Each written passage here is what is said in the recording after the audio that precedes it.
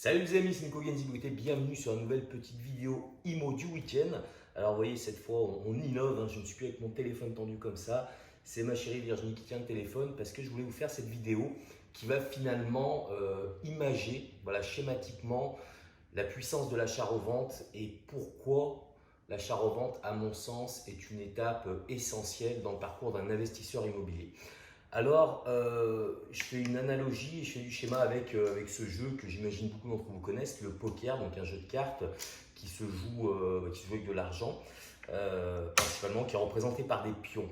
Alors, il y a déjà une grosse différence entre l'investissement immobilier, l'achat-revente et le poker, c'est que dans la partie immobilier, on va enlever totalement la partie chance, parce que voilà, le poker, ceux qui jouent un petit peu, qui connaissent, eh ben, vous savez ce que c'est, prendre des bad beats. À un moment donné, c'est bien d'avoir des petits cercles de chance.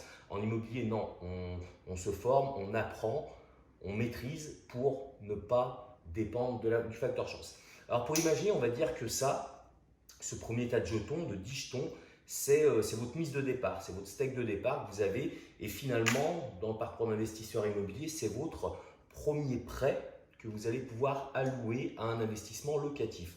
Donc, cet argent-là, vous allez le mettre au pot, vous allez l'engager sur l'acquisition de vos premiers biens.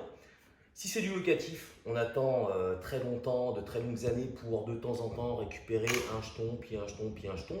Alors que l'achat-revente, ce n'est pas du tout ça. L'achat-revente, je mets là-dessus, j'ai un objectif de gagner à court moyen terme tout de suite du gros cash avec l'immobilier. Donc l'idée, c'est que je vais engager mon tas de jetons, mon prêt de départ pour aller chercher. Là, sur les 10, on va dire, je vais aller en chercher 5 nouveaux jetons. Donc, une fois que j'ai fait cette opération-là, qui va prendre quelques mois pour le faire, j'ai un nouveau stade de départ pour une autre opération. Donc là, qu'est-ce que je fais? On fait du business, on fait des affaires, on fait de l'argent avec l'immobilier, mais il faut quand même se faire plaisir. Donc là, j'en prends un et celui-là, je vais le cramer, je vais me faire plaisir, je vais me payer des trucs. Et après, qu'est-ce que je fais? Et si je suis motivé, ambitieux et je vais aller très vite, ce tas de départ, je l'aurai toujours parce que finalement, je n'ai pas changé ma physiologie en tant qu'investisseur. Le banquier m'a suivi une fois et si vous voyez des vieilles vidéos à moi, vous savez qu'on peut encore gruger là-dessus. Mais disons qu'on n'a pas changé son statut professionnel, on a toujours les mêmes capacités d'emprunt. Donc, on a toujours nos 10 jetons à pouvoir engager dans une opération. Mais en plus de ces 10 jetons, on va en rajouter 4. Et là, maintenant, c'est plus 5 jetons qu'on va pouvoir aller chercher. On va chercher plus gros. On va aller chercher 10 jetons. Et quand on est à ce niveau-là, là, qu'est-ce qu'on fait? Sur les 10 jetons, on va en mettre peut-être 6, hop, pour avoir la même capacité de départ, avoir doublé sa capacité de départ. Et ça, on peut le balancer dans l'investissement.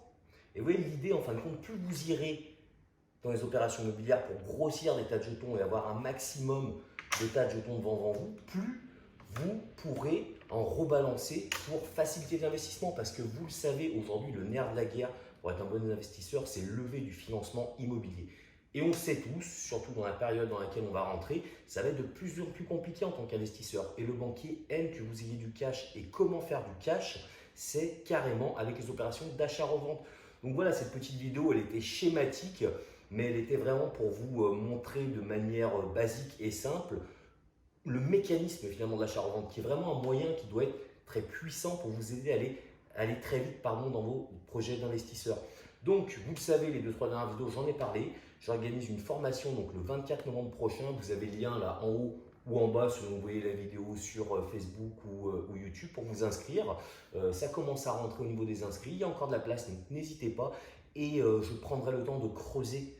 Parce que oui, c'est bien beau de faire des opérations là, c'est schématique, on voit qu'on veut prendre gros, mais il faut le faire correctement. Donc comment on le fait correctement, c'est ce que je vais vous partager dans cette prochaine vidéo, cette prochaine formation, Et donc, écoutez, je vous dis à très bientôt sur la prochaine vidéo. Salut les amis!